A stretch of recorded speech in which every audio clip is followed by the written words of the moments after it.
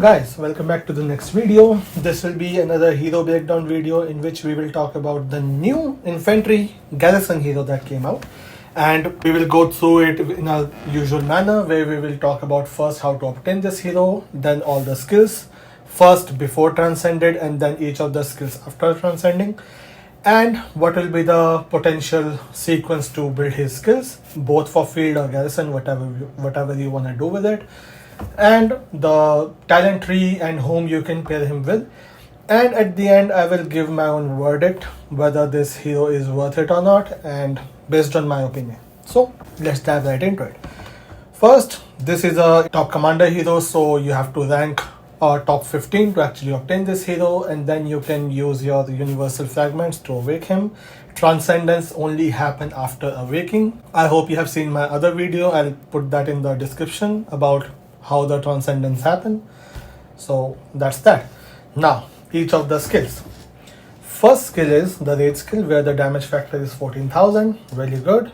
And it says that when not garrisoned or rally, this, which is 14,000 damage, is increased with your squad reduction up to 25%.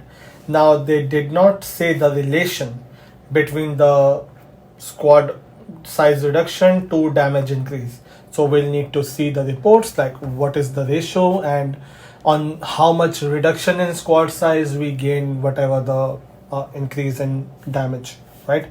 So that is yet to be seen. Now after transcending, you'll see the damage factor is now 15,300, and the second half of the skill is the same where this 15,300 damage will increase based on your squad size reduction. And we also have the last part. Also, when squad size is below 50%, gain a shield for 3 seconds based on 20% of this damage dealt. Now what does this mean? First of all, also is basically tying this part of the skill to the previous one. So this particular part will be applicable when you are not on garrison or in rally. So basically on field. Now the shield value. It will be 20% of the skill damage you dealt after whatever your squad size is at 50%. This means that your squad expansions and any way where you are getting extra squad size will come into play. So if you have 50% expansion on or 25%, or you are having armaments that provide additional squad size, so based on your squad, whatever damage you are dealing, your shield will be based on 20% of that damage. I know this sounds confusing, but I hope it made sense. If not, please rewatch this part. I'm pretty sure you will get what I'm trying to say. Now let's move on to the second skill. It's pretty straightforward. When garrisoned, skill damage is 30% and damage dealt to rider squad is 5%. Most people don't rally infantry with riders, but anyway, whatever. Next is after transcending, the skill damage is 35% regardless, so you can use it on field. And when garrisoned, damage dealt to riders is 5%.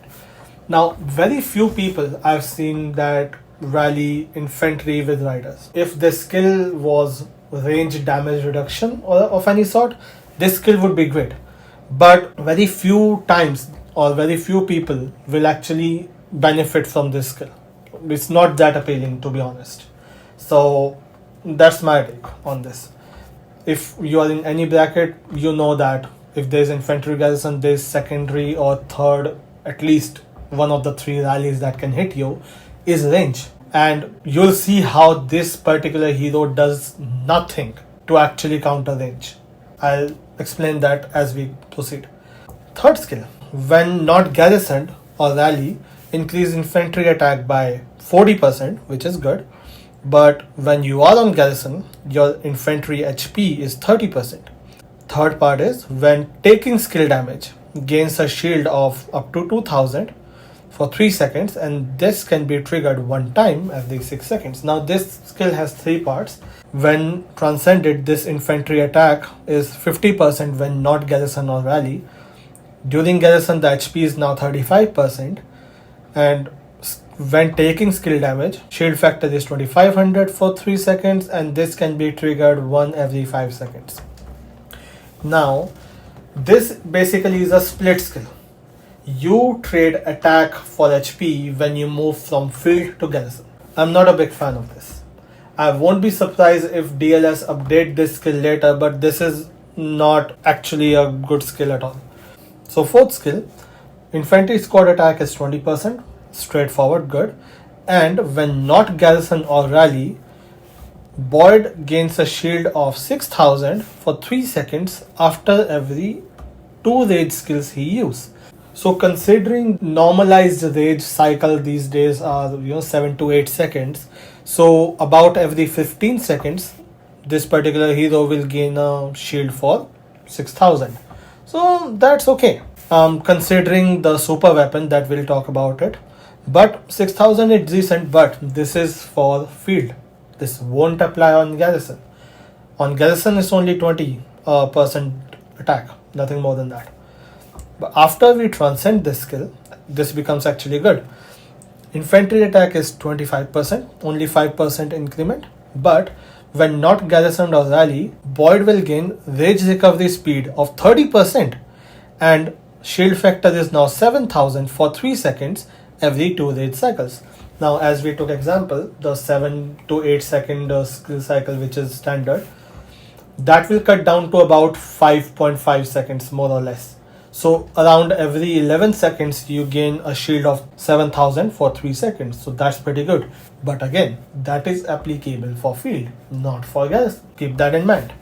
Now last is 20% of the shield's absorption converted to damage and deflected to Boyd's current target. Current target means one target, because you can only deal basic damage to one target, so he'll just deal this much to one target. Even after transcending, is 25% that get converted and being deflected to current target, only one. And when shield is lost, reduction in damage taken by infantry squad is 12% for 3 seconds. That actually is very good, and it's kind of worth transcending him just because of that. But to gain that buff, it's way too costly. Last is super weapon. You gain infantry squad damage 10%, which is good. Every 15% squad size lost, your infantry squad attack will be 5% additional and 5% shield bonus. This can be stacked up to 6 times. Now, based on your initial squad size of 100%, I calculated, so you'll gain the 5 and 5% at 85%. Then at 72.25%, you'll have these buffs at 10% each. At 61.41%, you'll have these buffs at 15% each. At 52.2%, this will be 20% each. And 44.37%, this will be 25% each. And lastly, at 37.71%, 30% each for squad attack and shield gain, right? But this will help you more on field compared to on garrison, because your shield, the big shield that he has, is for field. And mostly we won't let our squad go that down at garrison to have actually the shield factor increment over here, right? Now after seeing all the skills, the first skill is more for field and less for garrison, both before and after transcending. Second skill, before transcending, is only for garrison, but after transcending you can use this one on field as well. Third skill is half for field and half for garrison. You cannot use this skill completely in either cases. Fourth skill is more for field and less for garrison before transcending, but after you transcend it, it's even much more for field compared to for garrison. And the last skill is more for field, less for garrison, just because of the shield absorption factor. The bigger shield is for field. Lastly, your super weapon, again, it will benefit you for both field and for garrison, but it is more for field and less for garrison if you think about all the shield factors and the squad size and everything, right? Now that we have went through all the skills, if you have noticed, this hero offers really good skill damage but offer no defense. There's not a single defense skill. For Garrison, he only offers HP and a small shield. That's all. And he doesn't even offer rage recovery on Garrison to have better rage build. to have skill drop to actually help him. There is no counter damage skill to actually counter second or third rallies. The only thing that is going good for him for Garrison is the Garrison and skill tree. That's pretty much it. He is much better for field fight because he offers both tankiness in terms of your shield and the skill damage and the squad attack, those things. But as Garrison, not that appealing at all.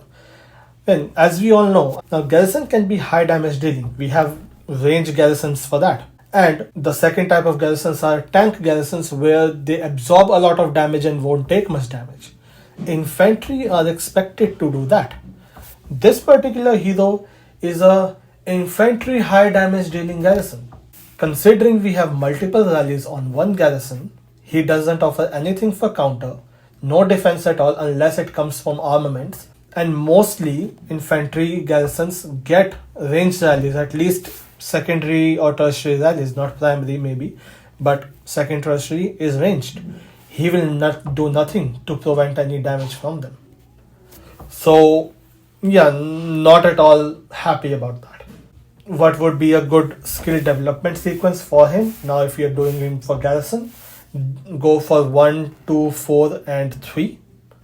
And if you're doing him for field, go 1, 4, 3 and 2. And if you're transcending him, in both the cases, go with 1, 4, 2 and 3. That will help you the most based on the transcended skills. Now if you're pairing him for Garrison, Riven would be a good one. She provides certain defense and provides shield. She'll bring at least some tankiness to the equation, provided you have damage reduction and a lot of defense on your armaments.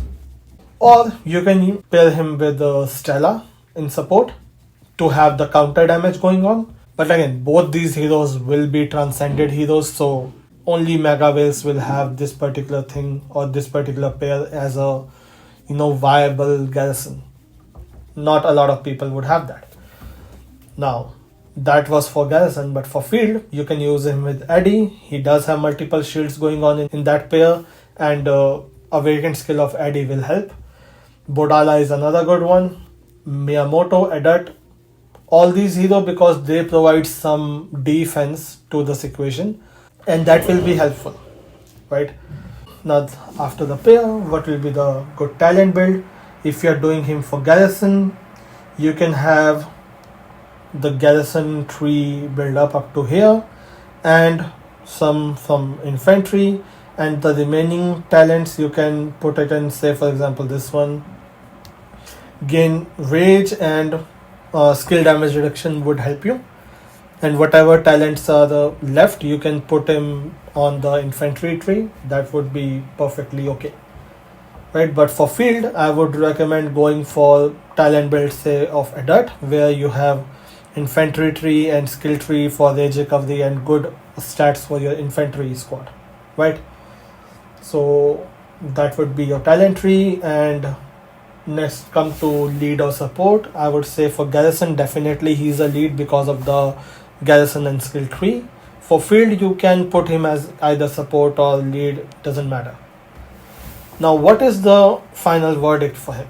He's a good skill damage dealing tank for field. He does need a lot of defense or some kind of a tankiness from his support hero or armaments. Otherwise he's a glass cannon in that case, right? As a Garrison, he's not that good, at least based on the skills he's not. Now, is he worth awakening? Based on the awakened skills, he's worth awakening, not at all bad. But I would say if you have choice between him and the new hero Eileen, I would say go with Eileen. She is much better for field compared to Boyd before transcending. Now, is he worth fully transcending? He's a very good field hero after transcending. You can actually pair him with Eileen, either field lead or support, and that will be a really, really good pair on the field for any infantry hero. Definitely a defense on the armaments. I will explain that in her video as well, why. But you do need a lot of defense anywhere you put him. He doesn't bring any defense, right? Now, before transcending, Aline is better after transcending. He becomes, on par with Aline. I'd say that considering the cost of transcending him, Aline is better hero compared to Boyd. Now, is he good for Garrison? Honestly, not really, no. He's not. You need to add a lot of defense on armaments or bring certain heroes like a Raven or the Stella to make him perform okay. But based on pure skills, I would not recommend investing in him to make him a good Garrison lead. So, yeah, again, I'm kind of let down a little bit based on what I was expecting. But yeah, that's a new hero, and if you have any questions, definitely let me know in the comment section or in the game. I'm sorry I am not catching up with my YouTube comments lately, but I will try my best. But in game, I definitely would reply. I'm in region 313 Alliance NFG. So with this, I really appreciate you guys. Thank you for watching, and I will see you guys in the next video very soon.